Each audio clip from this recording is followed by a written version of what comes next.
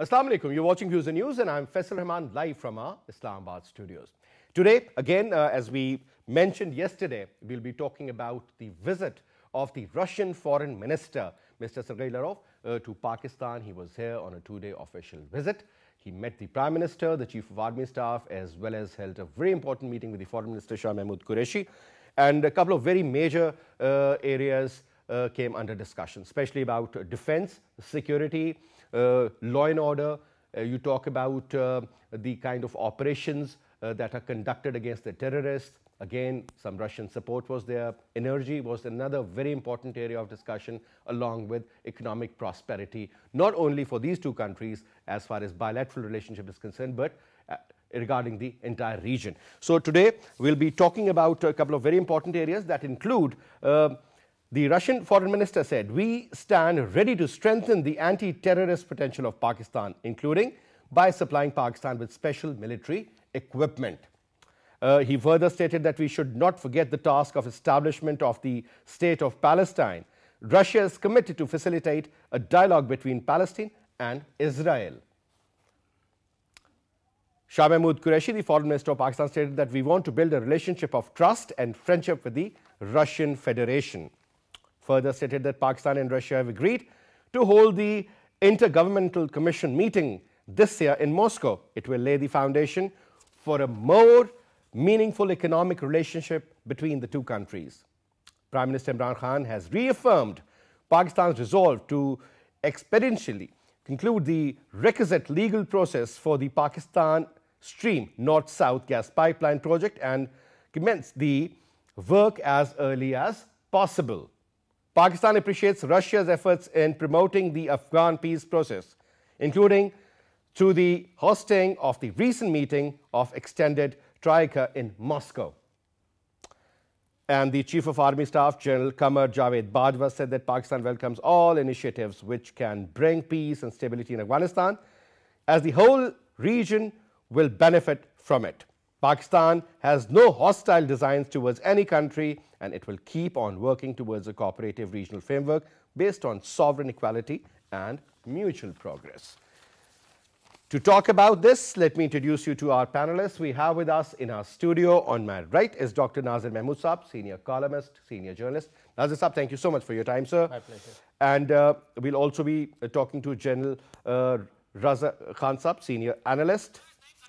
General Lodi, Naeem Khalid Lodi, the former defense minister, and also General Saab has served as a secretary of defense. General Saab, thank you so much for your time.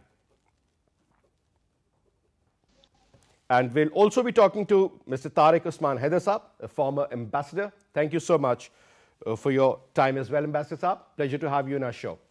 Now, if you allow me, sir, let me put the first question to General Lodi Saab, since Lodi Saab has served at two very important postings other than the military services. General Saab, the relationship between Pakistan and Russia, since I went through a lot of research, and I was absolutely sure that these two countries could have done so much for the region, but since the alignment of Pakistan was pretty different.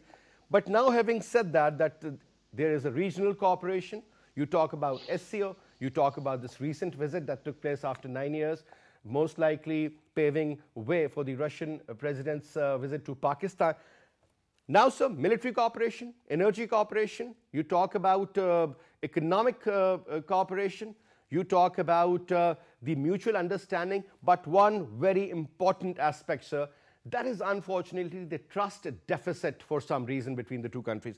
Do you think after these military exercises and all these collaborations in the recent past, that is being eroded slowly but surely, sir? Your take. Thank you very much. I think it's an excellent development, though a little belated, taking place after a decade, nearly a decade. We have been talking, you yourself in your programs, have been indicating that our future is towards East, and we need to strengthen our relations along with China, where we already have strong relations with Central Asian countries, with Russia and the bloc.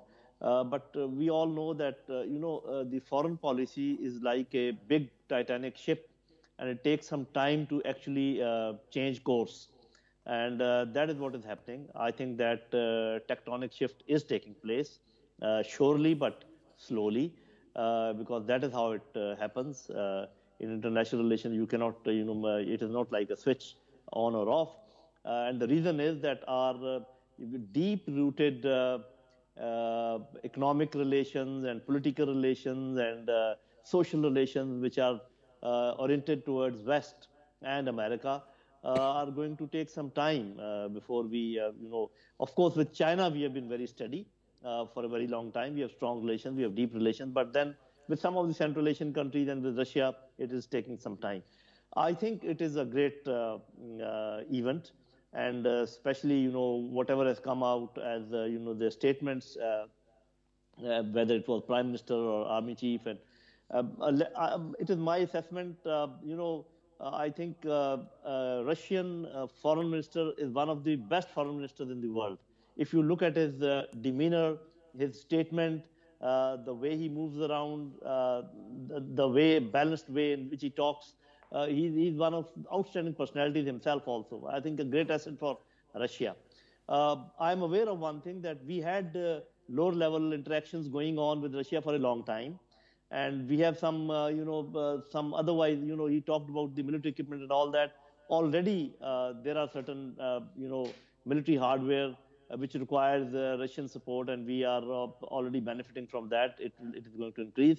And it is also my understanding that if we really want Afghanistan to get into peace mode as soon as possible, the countries which are really interested in the peace of Afghanistan are China, Russia, Iran, Pakistan. Of course, the main stakeholders are the people of Afghanistan, and others are detractors. Ashraf Ghani and some of his supporters from outside, they want turmoil because that suits them. So I think this is the right direction. We need to strengthen our ties, and we need to cooperate, as in the North-South pipeline or other economic areas and military areas and politically. And it is good sign. But at the same time, we know that we should try to keep a balance rather than, jumping from one lap to another lap. And I'm sure that our foreign policy makers, they understand this thing very well. I think well said, sir, regarding that. Coming to Nazir Saab, couple of developments. I mean, I earlier spoke about the trust deficit, very important. Obviously, USSR, the way it was, then so many states came out of it. And obviously, Pakistan played a very important role during the Afghan Jihad and all. Mr. Vladimir Putin, who seems to be staying there for another 15 years after signing that particular deal. Yeah, I mean, if he's doing good, let him stay. We don't have an issue. He's very straightforward, and I think he's the only man who's actually handling the USA very well. Having said that, sir, since that man served as the KGB chief, prime minister, as a president, as an intelligence officer, he's a black belt, somebody people look up to. Now, this man wasn't very happy after whatever happened to USSR. We do understand that dynamics change, the geographics change, the maps change. But now, sir, since Pakistan has taken a stance, Russia in particular seems to be a country that is trying to have certain blocks in place, not to challenge the West, but at least to counter them to some level. Over here, sir, now it seems that the Asia, since it's the future, 21st century, belongs to this region. Do you think the foreign policy of Pakistan now is getting a lot better? Because now we have understood how to balance, not to be in somebody's camp permanently and according to their wishes and their desires. Your take, sir. I think some positive changes are taking place, and this visit by Sergei Lavrov, Russian, as General Saab also said, he is one of the most experienced foreign ministers in the world right now. I think he is one of the longest serving also. He has been a Russian foreign minister for 16 years, from 2004. And even before that, for 10 years, he was Russian representative in the United Nations. So he's got plenty of experience. Yes, plenty of experience. So he's a very fine, I think, foreign minister doing a good job for that long. And of course, some tectonic changes, as General Saab also said, are taking place. And there are a couple of things to keep in mind. Number one, of course, Afghan issue is there. And essentially, lack of trust that you talked about, I don't think that that lack of trust was from the Soviet or Russian side. Because Soviet Union, right from the very beginning when Pakistan came into being, at that time also the Soviet Union was the one which sent the first invitation to Liaquat Ali Khan to visit.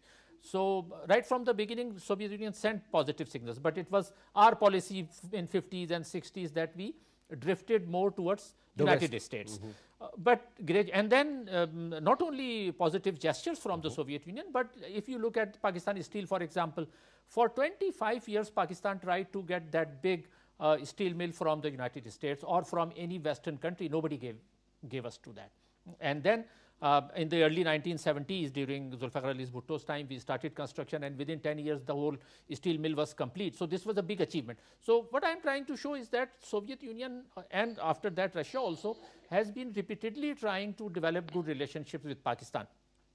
Now probably it is for us to correct our past mistakes also and move in a positive direction, because we are in this region and we have to have better relations. Supporting the jihad against Soviet Union, was that a wise decision, or was that a wise decision in those days?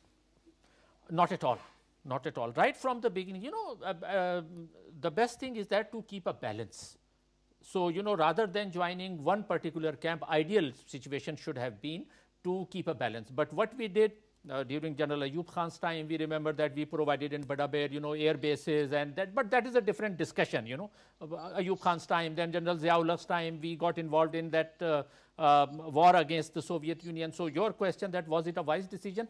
My impression is that that was not a wise decision. And then secondly, even supporting the Taliban was not a wise decision. Then involving in Afghan war under General Pervez Musharraf, that was also not wise decision.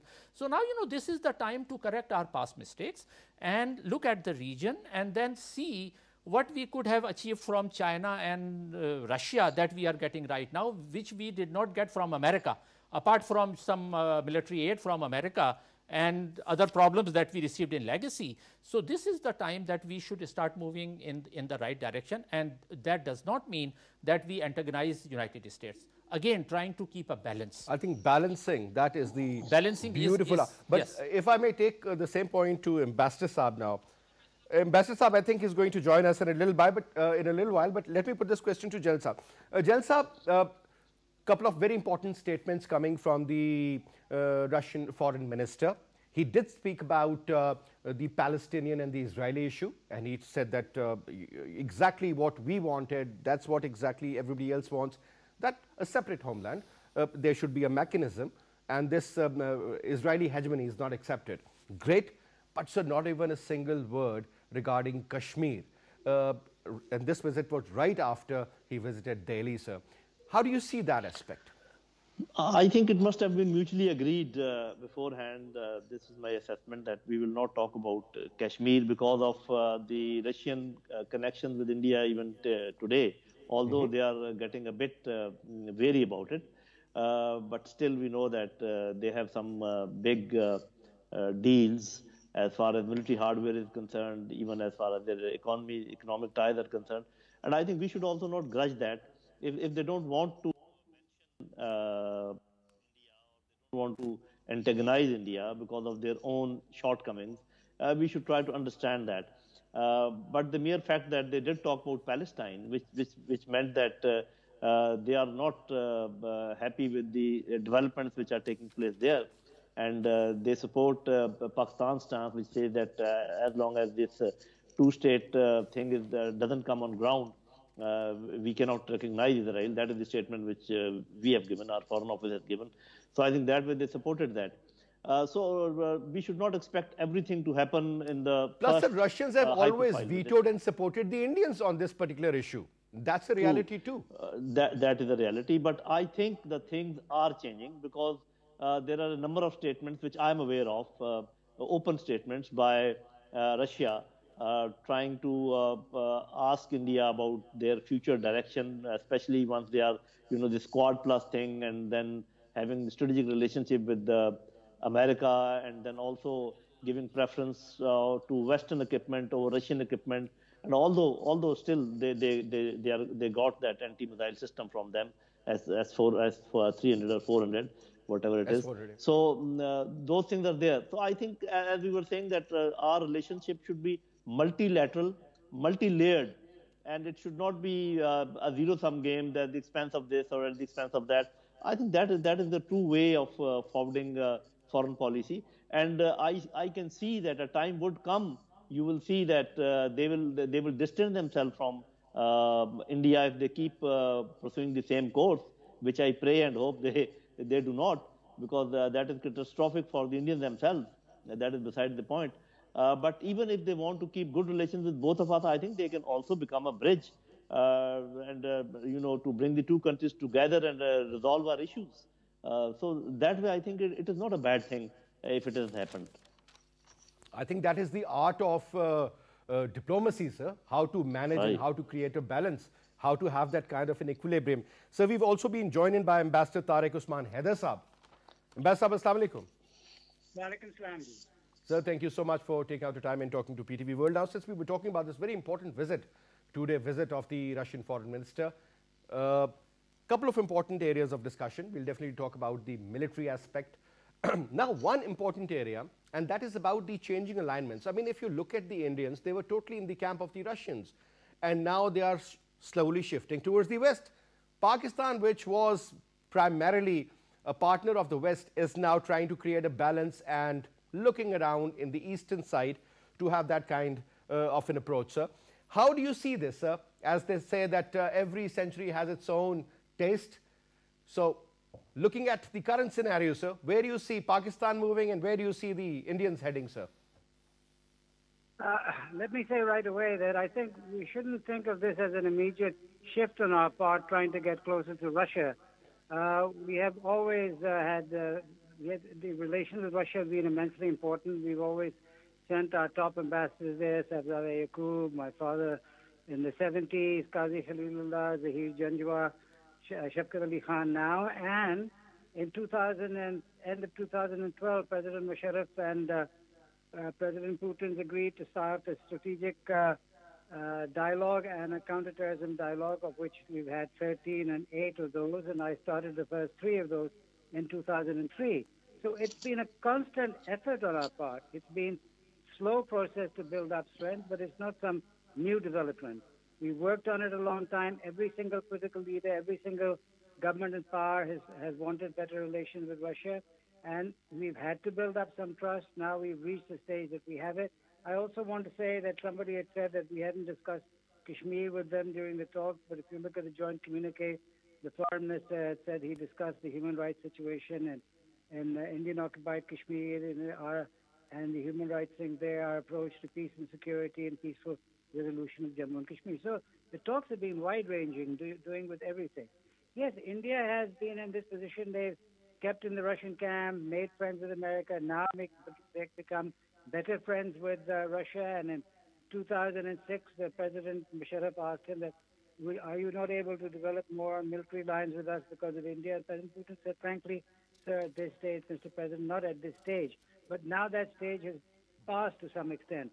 2003, we asked for Mi-34 attack helicopters in a counterterrorism role. In 2018, they gave us those helicopters. Yeah. $100 million of military equipment. And now we have other things in the pipeline as well. So maybe they're keeping it within the bounds of counterterrorism so that the Indians don't get too annoyed. And in any case, it's an important relationship. And I think it is proceeding well. And on a number of areas, including on the economic side, trade, for instance, we bought $200 million of wheat for the first time from them, which is a major advance. And the only thing I would say that perhaps we should work on more is nuclear cooperation with the Russians. In 2006, we joined the Global Initiative to Counter Nuclear Terrorism, which Russia and America had set up. And we said we would only join on condition they accept we are nuclear power, and our nuclear facilities, weapons facilities, would not be subject to that agreement. And Russia agreed to that, and America agreed to that. So we have a good base. And then the Russians had a convention against nuclear terrorism, which we had some doubts about. But the Foreign Minister Lavrov asked that we clear the way. We cleared the way. So I think we should develop our nuclear cooperation at least to have cooperation between the PNRA and the Russian Regulatory Commission. So I think there are a number of other areas that we should explore. Now, Ambassador, a couple of important areas include that Russia is providing a lot of energy to the European side. You talk about Germany, talk about Turkey, so many other countries in general. And then now they are looking forward to come down from north to south. Or you talk about CASA 1000, that could be CASA 2000, perhaps CASA 5000 at some stage. You talk about the laying down of the Tapi gas pipeline. Or you talk about, investments which were earlier coming from the Russians, and they really supported this idea of IPI, the Iran-Pakistan-India gas pipeline. So do you think that, sir, if India is taken on board by the Russians, especially India is an energy-thirsty country, so the case is with the Chinese and even Pakistan. Gas producer, Russia is one of the best. Gazprom is interested in investing in this area and so many other companies. Do you think, sir, energy and economic potential can really be explored in the region provided there is peace in Afghanistan? And that peace is an essential element for the long-term stability and economic prosperity of Russia also. So do you think Russia has the capability and the authority to sort of bring India and Pakistan on board and eventually make sure that peace prevails in Afghanistan? Well, I think on the energy side, the point is, apart from, first of all, Afghanistan is necessary so that we get our gas pipeline from Tapi, and because the IPI is a little bit stuck. But we have now signed an agreement with Russia for LNG supplies as well. Yep. They have also proposed an undersea gas pipeline from Iran to India via our waters, but that seems to be a little bit slow. But our flagship project is the north-south, what now called the Pakistan Stream Pipeline, which was going to be about 1.5 to 2 billion project, but now the Supreme Court has insisted that the tax on energy, which the Petroleum Ministry has been gathering, should be spent on that. So we have just agreed last month to a new addendum so that Ministry of Petroleum government will also spend money in equity on this pipeline. If that pipeline goes through, I assure you, and it's probably going to be increased in diameter and will go up to $2.5, $3 billion with both people paying some money into it. If that goes through, it will open a lot of hindrances that are there now. We don't have direct flights to Russia. Visas take 2 months for businessmen. It's sometimes difficult for us to export things to Russia. All those things will start easing out. If you have that one, if you can catch the rope of that one big project, just like for the steel mill, which transformed things in Pakistan and which started the Dubai Jana for our skilled labor and engineers, that transformed Pakistan's engineering and other capabilities. This gas pipeline will lay the foundation for depth in the relationship with Russia, and then many other things will flow, including, for instance, in banking, it's difficult to pay Russians for things because of American sanctions. Many things will be smoothed by that. So I think on the energy sector, gas by Afghanistan, of course, has its own importance. I don't worry so much about that. Obviously, they are concerned of a better relation between India and Pakistan. They work on that. And in Afghanistan, it's a great threat to them. The narcotics from there, a possibility of terrorism going into Central Asia and into Russia proper and Chechnya and other places. So that's one of their key projects for us. Key objective is to help with Pakistan to stabilize Afghanistan. And that will remain, I think, a very central issue for them. All right, Ambassador Saab, thank you so much for your comments. Now, one important area, sir, whenever we talk about Russia and Pakistan relationship, Russia and Russian-Indian relationship, unfortunately, even in the case of the American relationship, we will always look through the prism of Afghanistan. That's what I asked yesterday to one of my guests. And he said, you're right. We should not look at Russia from the Indian perspective. Whatever is going on between them is going on between them. They're all partners. They have been, look at the Indian dependence on Russia. Whether you talk about the naval assets, you talk about the military hardware, you talk about the Air Force for that matter.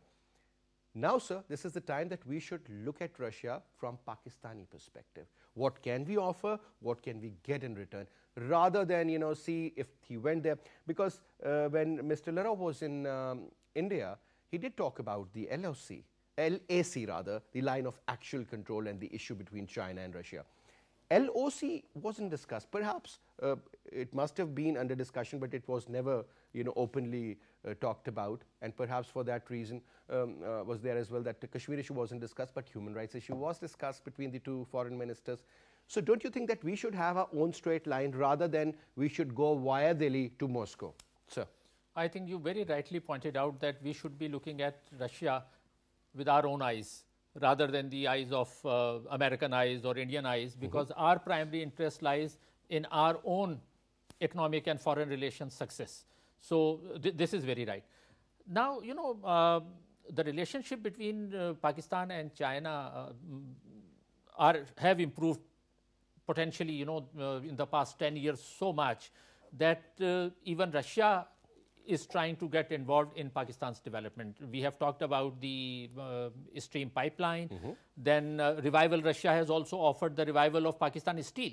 Now, Pakistan Steel was a well-functioning steel mills, one of the largest in the world, but we were the ones who almost, it is at standstill right now. The production is zero. We once had the largest ship-breaking setup also. Yes. So this is the time that we should, if Russia is offering their help, I think we should be capitalizing on that help. The main hurdle in the construction of this north-south or Stream pipeline are two. Number one, American sanctions, because we should not forget that Russian problem with Europe on the border with Ukraine is also a major issue. Since Russia is under tremendous pressure from western side on the borders with Ukraine, now Russia wants to improve further relations on the eastern side. Correct. So that is also one of the factors. And this is a golden opportunity for Pakistan to capitalize on it. And having said that, our approach should not be exclusive. Our approach should be inclusive, as you rightly pointed. What I mean by inclusive approach, that means if we have closer relationship with Russia, we should not expect, as other speakers also said, we should not expect Russia to support us in everything. Just like, even Saudi Arabia and UAE do not support us in everything, but still we have good relationship with Saudi Arabia and UAE. So that should be the approach, and this whole region needs a fundamental shift in approach, because from Central Asia to South Asia and further to Southeast Asia, there is tremendous potential of trade in between. And the main hurdles are two. Number one, Afghan problem. Number two, Kashmir problem. Now, first talking about Afghan problem, I think this is the time. Russia is also interested, and if you look at Russian approach, in March they held this negotiations, talks on 18th of March they had talks in Moscow, and their approach was inclusive in the sense they invited America, which was unprecedented, and America did participate in that. Interestingly, yes. Interestingly. And in Turkey also. I think this regional bloc, when we talk about Pakistan, China, Russia, Iran for that matter, Turkey, the regional bloc can have a lot of influence. Oh, yes. Because individual countries cannot. I mean, Americans would end up putting on sanctions on Russia, on their athletes for that matter, even for the Olympics, on China, XYZ. I mean, don't you think that a regional strong bloc with that kind of a population, that kind of a strength, Russia is a military giant, sir. Oh, yes. Look at China. Yes. So these countries put together can actually create, a scenario where they can challenge the American wrong decision making, sir. Oh, yes. And for that, Taliban, I think, should be displaying some flexibility in their approach. Unless Taliban show flexibility, I don't think that Afghan problem will be resolved. But sir, that is a totally separate issue. But in that particular case, I think Taliban, they have done whatever they could have done. The actual problem seems to be coming from the Americans now. They should also realize, because it really doesn't matter to them anymore. I mean, they've been there for the last 20 years. But they have done the damage. It matters for us. I mean, that's where this sort of a consortium comes in. Yes. Now, General Saab, 2-3 very important areas. Areas of convergence, area of divergence with the Russians, sir. And I think this is the time, sir. We used to, think in 80s, what is this globalization or global village concept is all about? Now, sir, we are beginning to know what exactly it was meant at that time. Things have come together. Now, sir, as generally it is believed that regions grow together if they cooperate. it seems that there is a great opportunity for this region to grow, sir. Earlier, we did lack in 70s and 60s and even in 80s. But, sir, this is the time then where we can actually, accelerate to a certain level and, kind of develop that pace where we can actually survive in a decent way in the 21st century, sir. Jal Saab? Doubt in that, and the things they seem to be moving in that direction. You talked about convergence and convergence if we look ahead in future, because there's hardly anything that we will not that antagonizes Russia or us from them, except for our long time relations with America, which are in any case are transactive in nature. So I think it shouldn't disturb anyone. But the region that you talked about, Russia is very much a part of that region. And this regional approach ultimately can also bring India in the folds of this region, because India would not like to, this is what I assess, India would not like to remain isolated. India is very much integrated in this region, as part of the region physically. So if they try to remain, to a different line, politically or strategically, probably it will not be good for them also economically and financially. So what I think is that if China, Russia, Central Asian countries, Iran, Turkey, Pakistan, Afghanistan, of course, they succeed in forging some sort of understanding, India is likely to fall in line. And that can create some relief for our Kashmiri brothers and sisters, because that will be our endeavor to get some immediate relief for them, and later on the resolution of this thing also. And then probably with the help of these regional countries, we can even resolve this issue. And the most important thing is that convergence you were talking about, America presently is in a position to sanction unilaterally. I mean, from American side, countries like Russia, like Iran. It is not UN sanctions. These are American sanctions. And we, poor countries like us, they are obliged to, abide by those things. So I think if this region becomes strong, I think these unilateral sanctions by bigger countries or other countries will also, will go in the air. So I think it is required. This unilateralism and unipolarism, this needs to be diluted for the sake of the general welfare of the world as a whole. Because we need to change the hegemony of dollar. We need to change this unilateral, putting of sanctions and changing of regimes and all such things which we know that from where it is happening.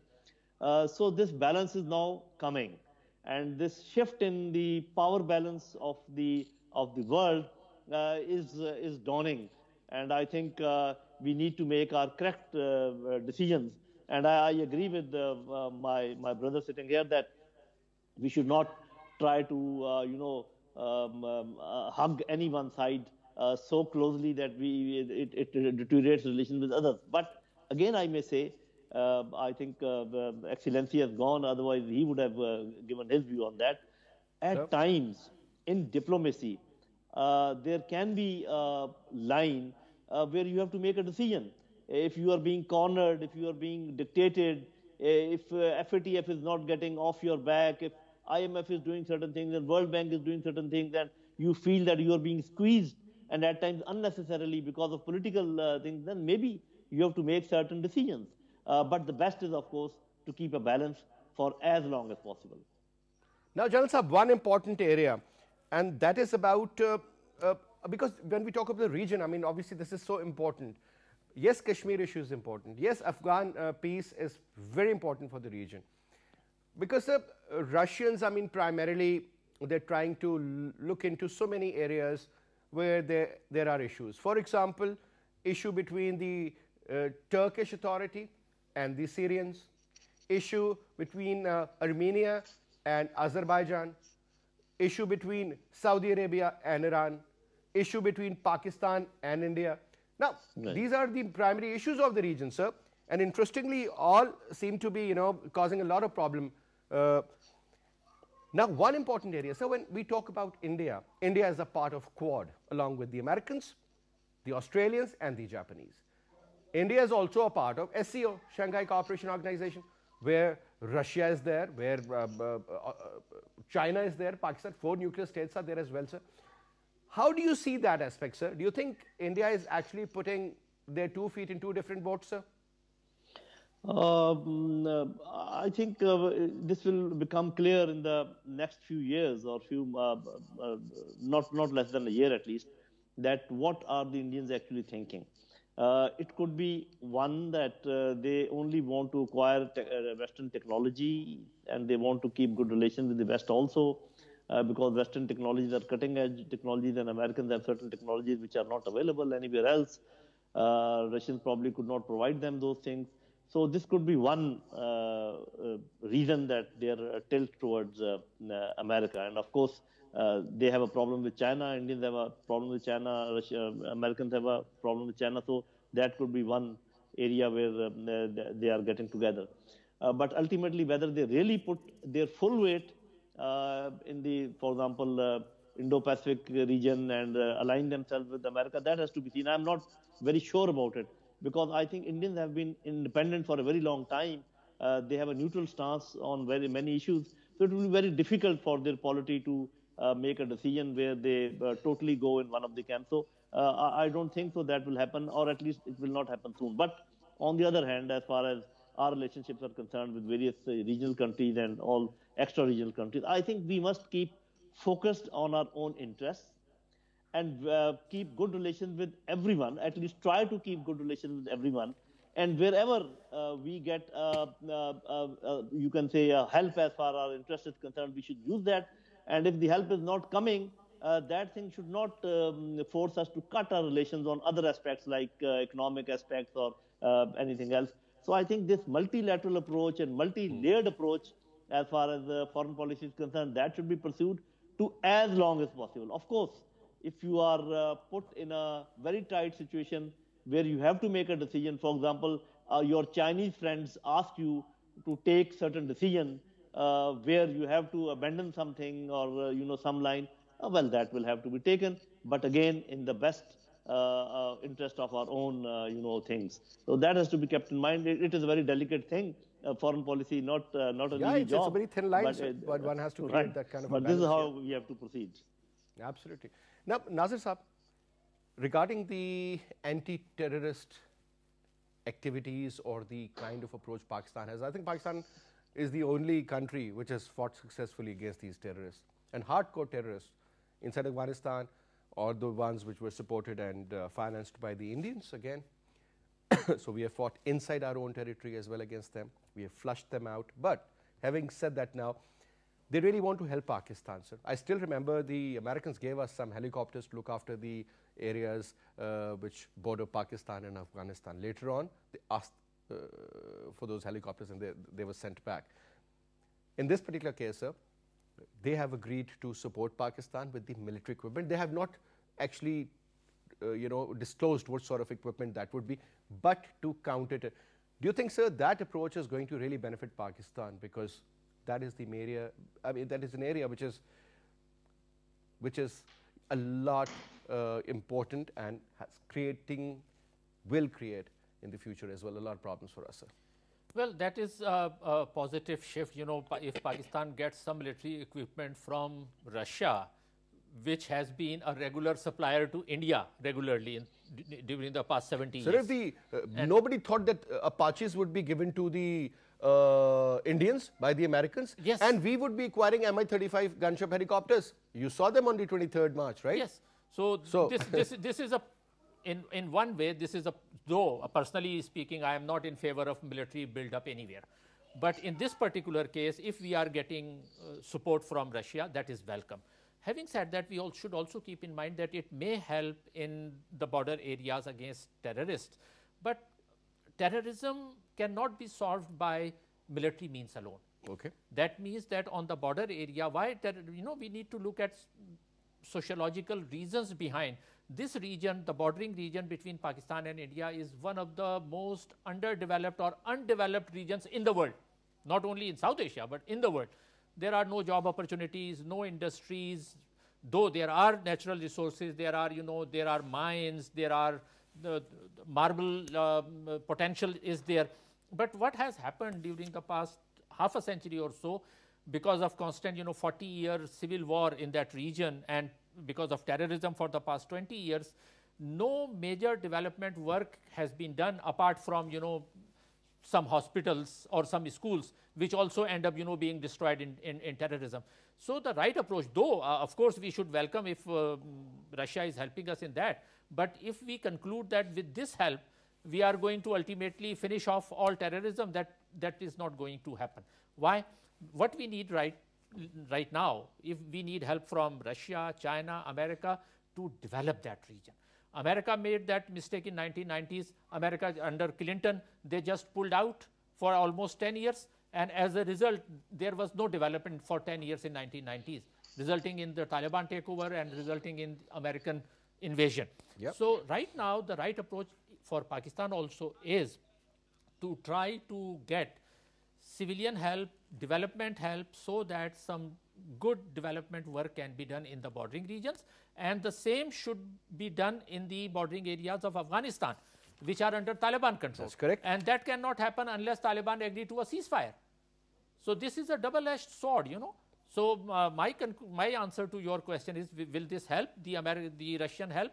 Yes, it will help, it will support us, and we will be able to somehow further curtail terrorism, but it is not a final solution. The final solution is development and welfare of the common people living in the border areas, both in Pakistan and across the border in Afghanistan. Interestingly, another, since it is a different question altogether, COVID-19 for that matter, that particular important factor was also discussed.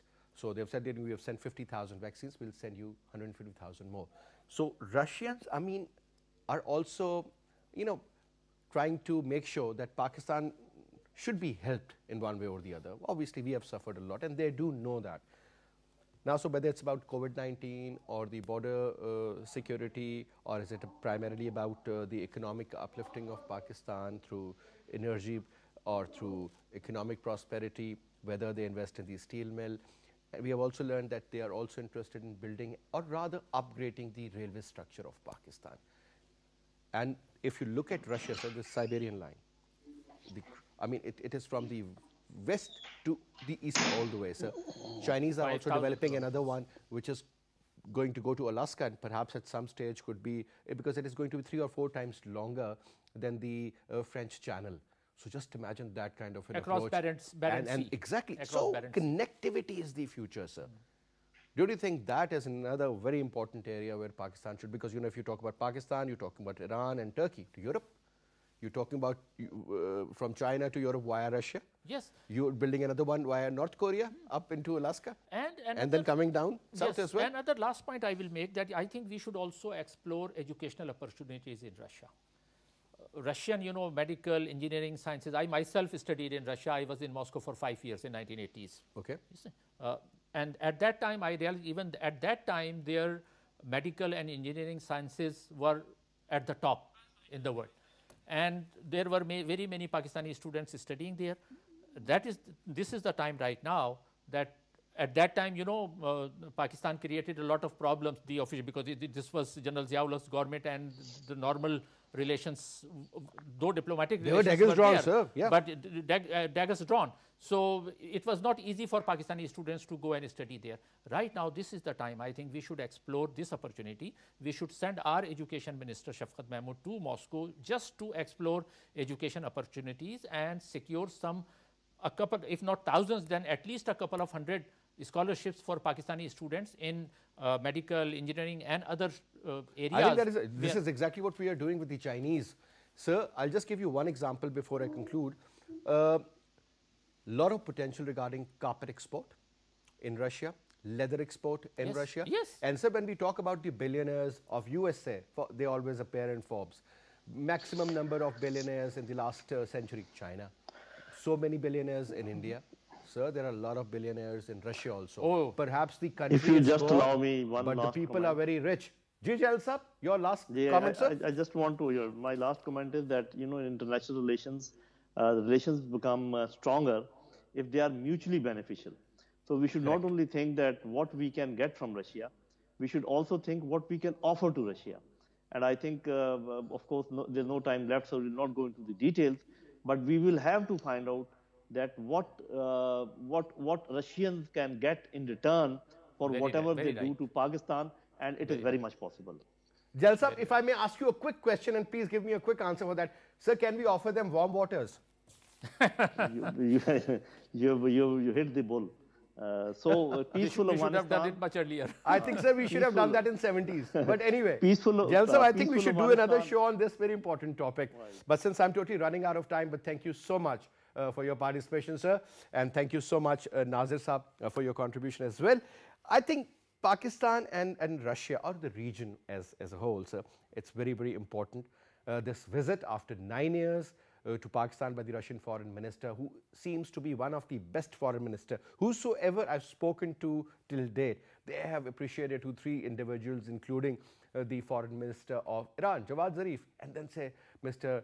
Sergei Lavrov. I mean, he is one of the best, so experienced, so I would say he is such a seasoned diplomat that such people can really be beneficial, not only for their own country, but for the entire region. Anyway, I'll see you tomorrow. Till then, you take good care. Allah Hafiz.